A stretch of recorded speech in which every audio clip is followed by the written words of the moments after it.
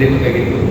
But ನಿನ್ನೆ ರಾತ್ರಿ short ನೋಟಿಸಲ್ಲಿ ನಮಗೆಲ್ಲರಿಗೂ ರಿಕ್ವೆಸ್ಟ್ ಮಾಡ್ಕೊಳ್ಬೇಕು, ಅವಾಗ ಬಂದಿರ್ತೀರಿ. ಅದೇ ಥರನಾಗಿ ಆಮೇಲೆ ತಹಶೀಲ್ದಾರ್ ಕಚೇರಿ ಸಿಬ್ಬಂದಿಗಳು ಬಂದಿರ್ತಾರೆ. ನಮಗೆಲ್ಲರಿಗೂ ಮೊದಲನೇದಾಗಿ ನಾರಾಯಣ ಗುರುಗಳ ಜಯಂತಿಯ ಶುಭಾಶಯಗಳನ್ನು ತಿಳಿಸುತ್ತಾ, ನನಗಿಂತ ಮುಂಚೆ ಮಾತಾಡಿರ್ತಕ್ಕಂಥ 2-3 ಸ್ಪೀಕರ್ಗಳು ಮಾತಾಡಿದ್ವಿ. ನಾನು ಹೇಳುವಂಥದ್ದು ಜಾಸ್ತಿ ಏನಿಲ್ಲ. ಎರಡು ಮಾತುಗಳನ್ನು ನಾನು ಇದ್ರ ಬಗ್ಗೆ ತಿಳ್ಕೊಂಡಿರ್ತಕ್ಕಂಥದ್ದು. ಆಮೇಲೆ ನಾವು UPSC ಪ್ರಿಪ್ರೇಷನ್ ಎಲ್ಲ ಮಾಡ್ತಾ ಇರಬೇಕಾದ್ರೆ ಸ್ವಲ್ಪ ತಿಳ್ಕೊಂಡಿರೋದು. ಆಮೇಲೆ ಓದಿರೋ ಬಗ್ಗೆ ನಾನು ಸ್ವಲ್ಪ ಹೇಳ್ಕೊಳ್ಳೋಕ್ಕೆ ಇಷ್ಟಪಡ್ತೀನಿ. ಈಗ ಹೇಳೋದಕ್ಕೆ ಇವರು ಕೇರಳದ ಚಂಪಳಂತಿ ಅಥವಾ ಚಂಪಜಂತಿ ಏನಾದರೂ ಒಂದು ತಿರುವನಂತಪುರಂ ಹತ್ರ ಅಲ್ಲಿ ಹೊಂದಿರ್ತಾರೆ. 1954 ಆ್ಯಕ್ಚುಲಿ 56 ಅಂತ ಇದ್ದಿದ್ದು. ಆಮೇಲೆ ಅವರು ಮರಣ ಆಗಿರ್ತಕ್ಕಂಥದ್ದು ಆಗಿರ್ತಕ್ಕಂಥದ್ದು ಸೆಪ್ಟೆಂಬರ್ 20, 1928. ಸೊ ಅವ್ರದ್ದು ಮೇನ್ ಒಂದು ತತ್ವ ಏನಂತಂದರೆ ಒಂದೇ ಜಾತಿ, ಒಂದೇ ಧರ್ಮ ಅಥವಾ ಒಂದೇ ಮತ, ಒಂದೇ ದೇವರು. ಆ ಟೈಮಲ್ಲಿ ಹೆಂಗಿತ್ತು ಅಂತಂದರೆ ಜಾತಿ ವ್ಯವಸ್ಥೆ ಅಥವಾ ಅಸ್ಪೃಶ್ಯತೆ ಸಾಮಾಜಿಕ ವ್ಯವಸ್ಥೆಯಲ್ಲಿ ಹೆಂಗಿತ್ತು ಅಂದರೆ ಒಬ್ಬ ಕೆಳವರ್ಗದವನು ಹೋಗ್ಬೇಕಾದ್ರೆ ಹಿಂದ್ಗಡೆ ಕೊಕ್ಕೆ ಕಟ್ಕೊಂಡು ಹೋಗ್ಬೇಕಾಗಿತ್ತು. ಯಾಕಂತಂದರೆ ಅವನು ಯಾವುದು ಕಾರ್ಯ ಹುಡುಕ್ತಿರ್ತಾರೆ ಅದನ್ನು ಕೂಡ ಅಲ್ಲಿ ಉಳಿಬಾರ್ದು. ಅದರಿಂದ ಅಲ್ಲಿ ಮೇಲ್ವರ್ಗದವರು ಸವರ್ಣೀಯರು ಯಾರಾದರೂ ನಡೆದರೆ ಏನಾಗ್ತದೆ, ಅವರು ಮೈಲಿಗೆ ಆಗ್ತದೆ, ಮುಚ್ಚಕ್ಕೆ ಆಗ್ತದೆ ಅಂತೇಳಿ ಅವರು ಆ ಪದ್ಧತಿಯನ್ನು ಅನುಸರಿಸಿದ್ರು. ಇವನು ಹೆಣ್ಮಕ್ಳು ಅಂತಂದರೆ ಅವರಿಗೆ ಮೇಲ್ವಸ್ತ್ರ ಧರಿಸಲಿಕ್ಕೆ ಪರ್ಮಿಷನ್ ಇರಲಿಲ್ಲ.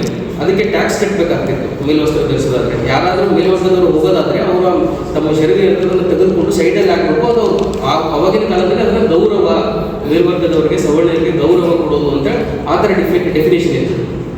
ಇಂಥ ಕಾಲಘಟ್ಟದಲ್ಲಿ ಸ್ವಾಮಿ ವಿವೇಕಾನಂದರು ತಮ್ಮ ದೇಶ ಪರ್ಯಟನೆ ಸಲುವಾಗಿ ಹೋದಾಗ ಸೊ ಆ ಕೇರಳದಲ್ಲಿ ಅಸ್ಪೃಶ್ಯ ಪದ್ಧತಿ ಅದನ್ನು ಮನಗಂಡು ಅವಾಗ ಅವರೊಂದು ಮುಂದಿನ ದಿನಮಾನಗಳಲ್ಲಿ ಈ ಥರ ಒಬ್ಬ ಶ್ರೇಷ್ಠ ಸಂತ, ಒಬ್ಬ ಸಮಾಜ ಸುಧಾರಕ ಹುಟ್ಟಿ ಬರ್ತಾನೆ.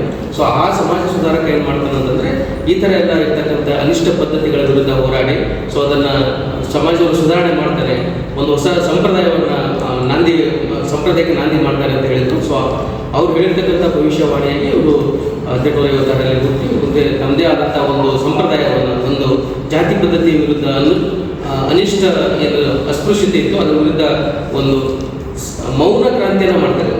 ರಕ್ತಪಾತವಿಲ್ಲದೆ ಸಮಾಜದಲ್ಲಿ ಕ್ರಾಂತಿ ಮಾಡಿರ್ತಕ್ಕಂಥ ಸುಧಾರಕರು ಯಾರಾದರೂ ಇದ್ದರೆ ಅವರು ನಾರಾಯಣ ಗುರುಗಳು ಕೆಲವೊಂದಷ್ಟು ಸ್ವಾತಂತ್ರ್ಯ ಹೋರಾಟಗಾರರ ಮೇಲೂ ತುಂಬ ಪ್ರಭಾವ ಬೀರಿದ್ದಾರೆ. ಮಹಾತ್ಮ ಗಾಂಧೀಜಿ ಆಗಿರ್ಬೋದು, ದಲಿತೋದ್ಧಾರ ಚಳುವಳಿಯನ್ನು ಮಹಾತ್ಮ ಗಾಂಧೀಜಿಯವರು ಮಾಡಬೇಕಾದ್ರೆ ಅವರಿಗೆ ಒನ್ ಆಫ್ ದಿ ಇನ್ಸ್ಪಿರೇಷನ್ ಏನಂತಂದರೆ ನಾರಾಯಣ ಗುರುಗಳು. ಆಮೇಲೆ ಅದೇ ಥರನಾಗಿ ವಿನೋಬಾ ಭಾವೆ ಅವರು ಭೂದಾನ ಚಳುವಳಿ ಮಾಡ್ತಾ ಇರ್ತಾರೆ. ಅವರು ಆ ವಿನೋಬಾ ಭಾವೆ ಮೇಲೆ ಪ್ರಭಾವ ಬೀರಿದ್ರು ಒಂದು ಇಬ್ಬರು ಮೇನ್, ಒಂದು ಮಹಾತ್ಮ ಗಾಂಧಿಯವರನ್ನು ಅವ್ರು ಯಾವಾಗಲೂ ನೆನೆಸ್ತಾ ಇರ್ತಾರೆ. ಅದ್ರ ಜೊತೆಗೆ ಅವ್ರಿಗೆ ಬಿಟ್ಟರೆ ನಾರಾಯಣ ಗುರುಗಳು.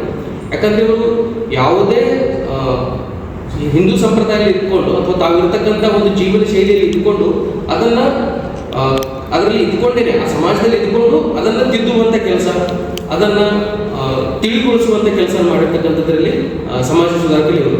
ತುಂಬ ಸಮಾಜ ಸುಧಾರಕರಿದ್ದಾರೆ. ಅದನ್ನು ಈ ಸಂಪ್ರದಾಯಕ್ಕೆ ಸರಿ ಇಲ್ಲ, ಇದರ ಅಗೇನ್ಸ್ಟ್ ಆಗಿ ಹೋಗೋದು, ಬೇರೆ ಸಂಪ್ರದಾಯಗಳನ್ನ, ಬೇರೆ ಪಂಥಗಳನ್ನು ಉಂಟಾಗಿರ್ತಕ್ಕಂಥ ಎಕ್ಸಾಂಪಲ್ಗಳು ಇದ್ದಾವೆ. ಬಟ್ ಇವ್ರದ್ದು ಹಾಗಿರಲಿಲ್ಲ.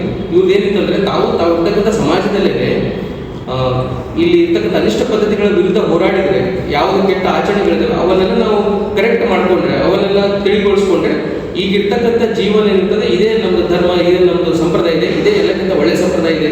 ಸೊ ಹಾಗಾಗಿ ಇದನ್ನೇ ಶುದ್ಧೀಕರಿಸಬೇಕು ಅಂತೇಳಿ ಅವರು ಆ ಸಂಪ್ರದಾಯದಲ್ಲಿ ಓದೋದು. ಆಮೇಲೆ ಇವರು ಈಗಾಗಲೇ ದೇವಸ್ಥಾನವನ್ನು ಶಿವ ಮಂದಿರಗಳನ್ನ ಸ್ಥಾಪನೆ ಮಾಡಿದರು.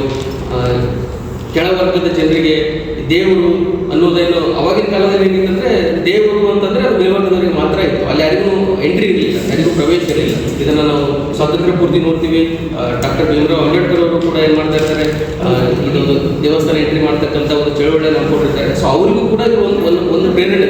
ನಾರಾಯಣ ಗುರುಗಳು ಅಂತಂದರೆ ನಾವು ಯಾವುದೇ ಒಂದು ಇಳವ ಕಮ್ಯುನಿಟಿ ಅಂತ ಹೇಳ್ತೀವಿ, ಬರೀ ಅಲ್ಲಿಗೆ ಮಾತ್ರ ಸೀಮಿತ ಅಲ್ಲ. ಅವರು ಇಳವ ಅಥವಾ ಈಜವ ಯಾವುದಾದ್ರೂ ಅನ್ಬೋದು, ಆ ಕಮ್ಯುನಿಟಿಗೆ ಮಾತ್ರ ಸೀಮಿತ ಅಲ್ಲ. ಅವ್ರದ್ದು ಏನು ಹೇಳ್ತಕ್ಕಂಥ ತತ್ವ ಆದರ್ಶಗಳೇನಂತಂದರೆ ಅದು ವಿಶ್ವ ಮಾನವ ವ್ಯಾಪ್ತಿಯನ್ನು ಹೊಂದಿರ್ತವೆ.